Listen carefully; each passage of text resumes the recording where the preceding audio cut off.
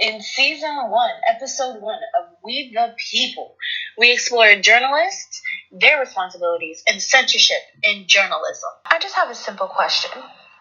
How far are we the people going to allow news organizations to go with the censorship of journalists? Committed to the truth? I think not.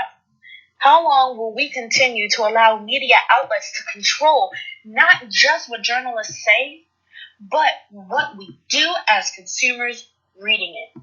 The Society of Professional Journalists have a code of ethics that state a journalist should seek the truth and report it, minimize harm, act independently, and be accountable and transparent.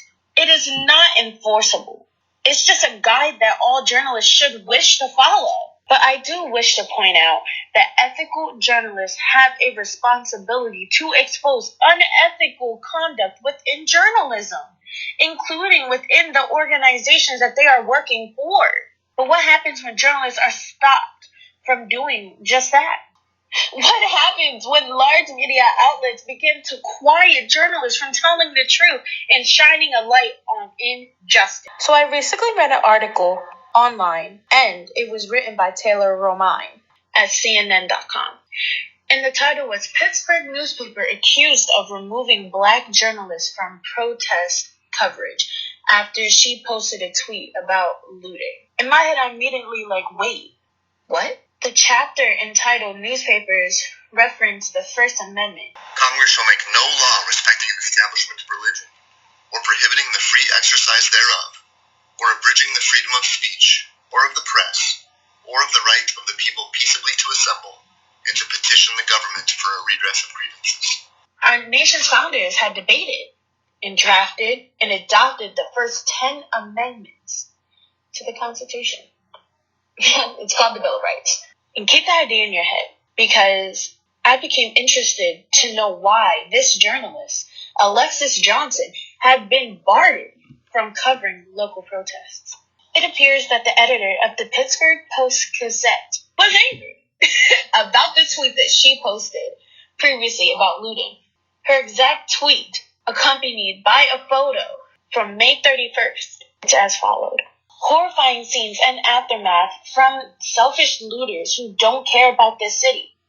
Oh wait, sorry, no.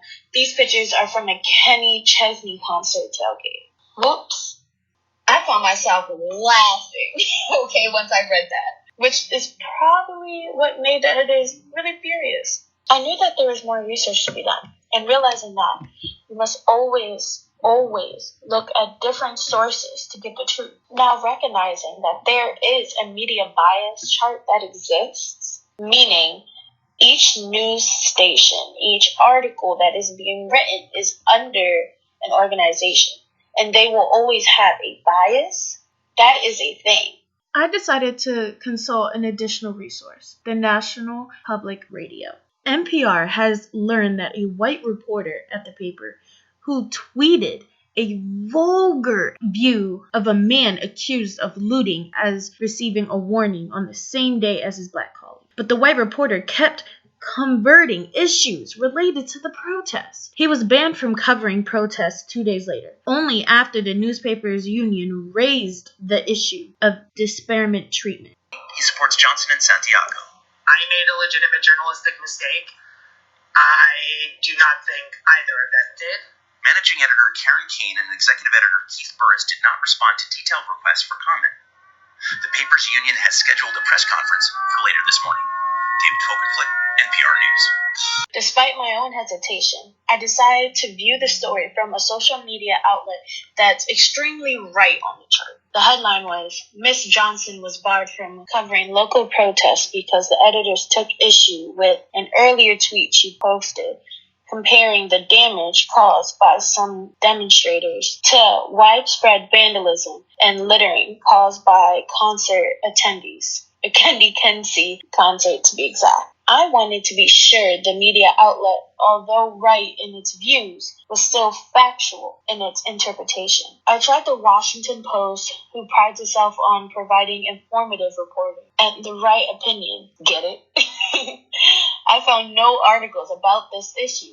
Surprise, surprise. Kenneth C. Burris executive editor of the Post-Gazette and vice president and editorial director of Black newspapers, said, "We underestimated the power of social media and the corrosive potency of the racial label. It need only be said, and it is assumed by some people to be true.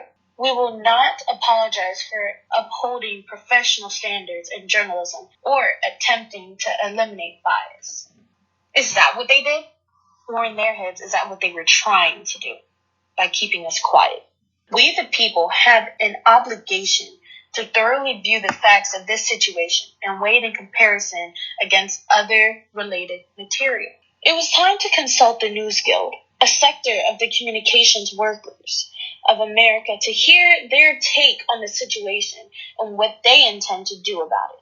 June 8, 2020, the News Guild CWA President John Scruse and WCA District 213 Vice President Ed Mooney denounced racist actions by management of Pittsburgh Post-Gazette statement, which barred two predominantly Black journalists from covering protests after the death of George Floyd, and retaliated against other newsroom employees who supported them. Mr. Burris of the Pittsburgh Post-Gazette went to say on June 10, 2020, "The Post-Gazette Guild leaders have a right, indeed the duty, to seek the best for their members, but characterizing an editorial decision was racially motivated helps no person, no cause."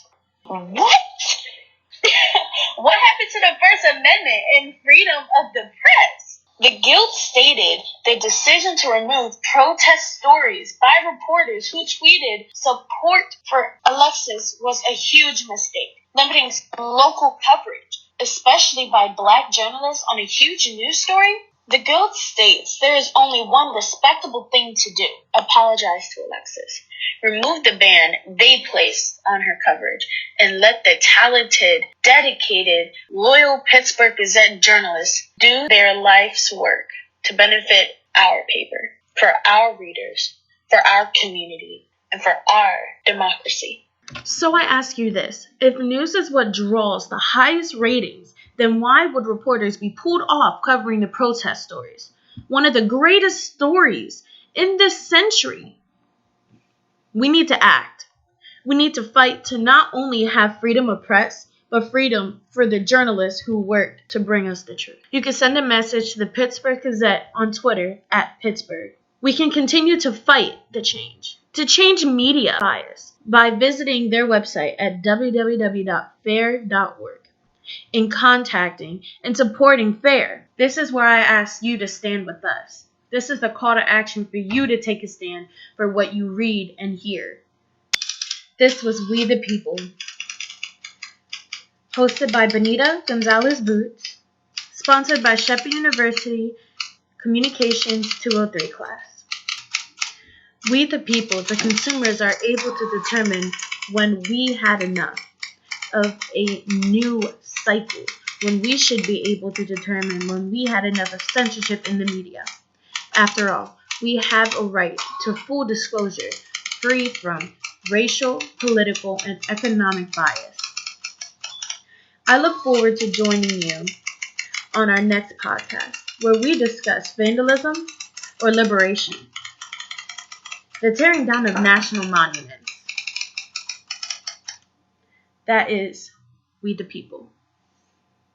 Thanks for listening, guys.